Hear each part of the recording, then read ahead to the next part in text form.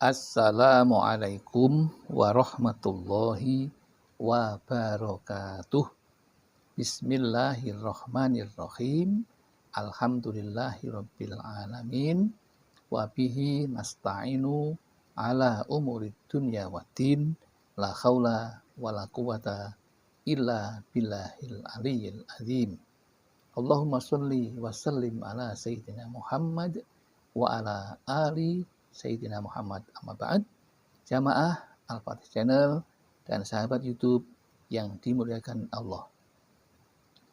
Pertama, mari kita bersama untuk selalu bersyukur kepada Allah Subhanahu wa taala atas limpahan rahmat dan nikmat-Nya, sehingga pada kesempatan yang baik ini kita dipertemukan dalam keadaan selamat, tak kurang suatu apapun. Selanjutnya ingin kami berbagi kepada saudara-saudaraku yang saat ini sedang dalam keadaan menjalankan perintah Allah, yaitu puasa bulan Ramadan.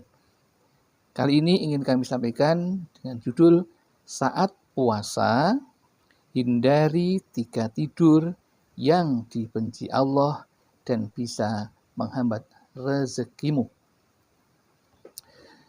Tidur menjadi bagian dari rutinitas seseorang. Tidur memang baik untuk kesehatan. Jika kita tidur dengan rutin sesuai dengan aturan kesehatan, maka insya Allah kita akan menjadi sehat. Tidur juga bisa menjadi pahala bagi seseorang yang meniatkan tidurnya sebagai bagian rasa syukur kepada Allah untuk beristirahat dan agar bisa beribadah sesuai dengan anjuran Allah Subhanahu wa ta'ala. Adapun ingin yang kami sampaikan pada kesempatan yang baik ini, ternyata ada tidur yang dibenci oleh Allah. Maka sebagai umat muslim tentu kita perlu mengetahui agar tidak melakukannya. Karena jika Allah membenci dan Rasul juga membenci, maka kita akan tidak mendapatkan yang namanya rahmat Allah atau kasih sayang Allah. Karena Allah akan murka dan membencinya. Yang pertama, tidur yang dibenci oleh Allah yaitu tidur setelah sholat subuh. Jadi setelah kita sahur, ada tempat yang mustajab untuk berdoa. Maka tidak dianjurkan untuk tidur. Sampai dengan setelah subuh, kita tidak dianjurkan untuk tidur setelah makan sahur. Mengapa demikian? Hal ini dapat mengurangi produktivitas karena bangun kesiangan serta menghalangi datangnya rezeki di pagi hari jika kita tidur yang tidak tepat.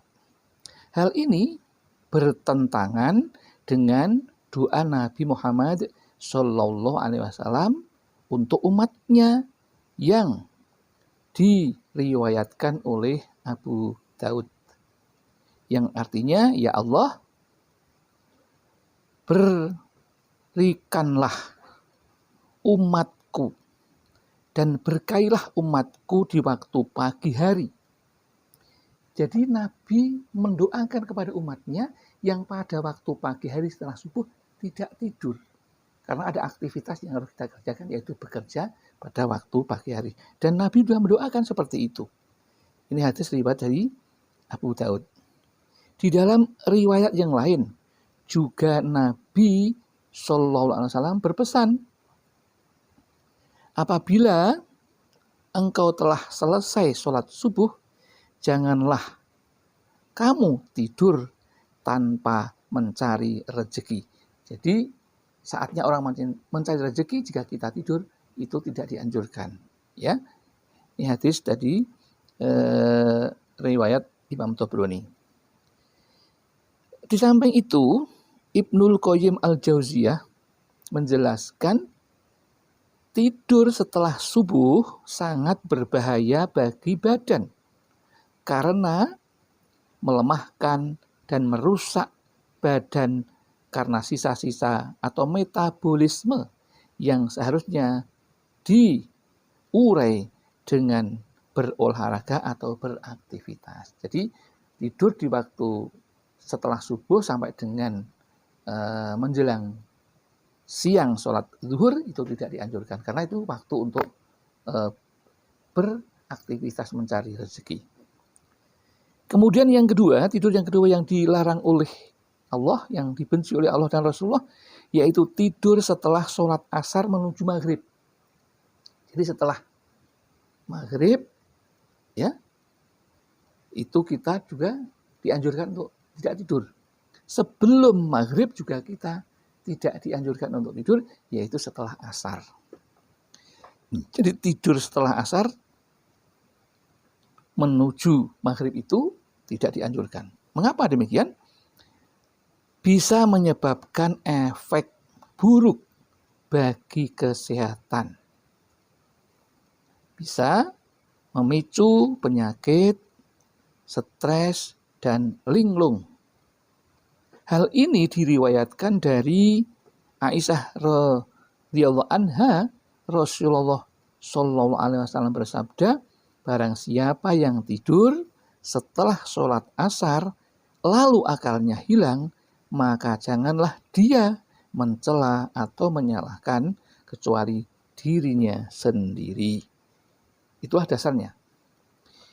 Yang ketiga yang dilarang untuk tidur, apalagi bagi orang yang sedang berpuasa, yaitu tidur sebelum menunaikan sholat isya. Jadi setelah maghrib kita tidak dianjurkan untuk tidur.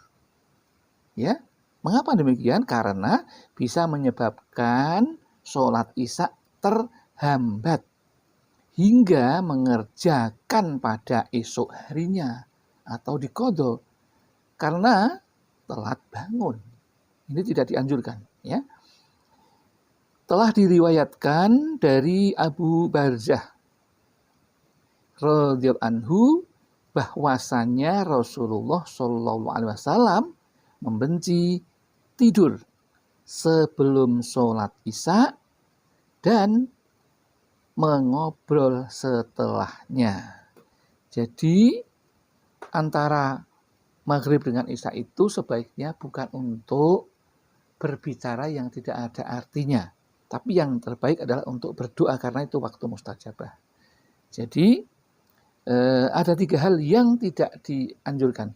Dan Rasulullah memang setelah isya tidak pernah begadang, tapi Rasulullah mengawali tidurnya lebih awal setelah sholat isya tidak untuk mengobrol dan begadang. Jadi beliau setelah sholat isya maka setelah aktivitas yang lain dilakukan maka beliau menuju ke tempat pelaminan atau tidurnya dan tidak pernah mengobrol setelah sholat isya karena beliau setiap malam pasti bangun untuk sholat malam. Itulah yang dicontohkan oleh Rasulullah dan informasi ini penting untuk kita jaga dan kita amalkan, yaitu untuk tidak melakukan apa yang dilarang dan dibenci oleh Allah Subhanahu wa taala. Demikian yang dapat kami sampaikan, mudah-mudahan ada manfaatnya bagi kita dan kita terhindar dari hal yang dibenci oleh Allah dan terhindar dari terhambatnya rezeki kita. Demikian yang dapat kami sampaikan, mudah-mudahan ada manfaatnya. Barangkali ada kesalahan, kekhilafan, kami mohon maaf yang setulus-tulusnya. Akhirul kalam, billahi taufik, wal hidayah, wal inayah, wal barakah. Wassalamualaikum warahmatullahi wabarakatuh.